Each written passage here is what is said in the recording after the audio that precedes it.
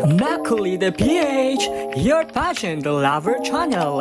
Mag-subscribe ka na! Hello pageant lover, pag-usapan muna natin ang kaganapan sa MGI All-Stars 2026 sa kauna-unahang edisyon. Ito na nga, nagsilabasa na nga ang mga kandidata at mga malalakas na kandidatang talagang masasabi nating veterana sa international stage. Ito na nga ang usap-usapan. Pinalo mismo ni Mr. Nawat Grisel ang pambato ng Venezuela na si Stephanie Gutierrez ng Venezuela. Matatandaan natin na si Stephanie Gutierrez ay Miss Universe 2018 second runner-up na kabatch noon ni Catriona Gray.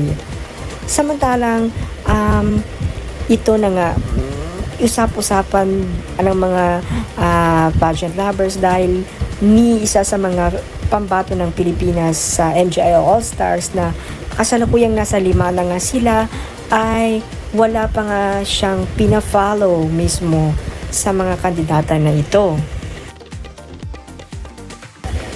Kaya ani ng mga netizens ay sana ay walang favoritism na magaganap. Lalo na't malakas din ang pambato natin dito. Isa na nga dito ang inabangan ng mga Pinoy pageant fans, si Gazini Ganados na talagang malakas ang laban dito sa MGI All-Stars 2026. Kaya hopefully ay walang papaboran si Mr. Nawat Grisel at talagang deserving dapat ang mananalo dito.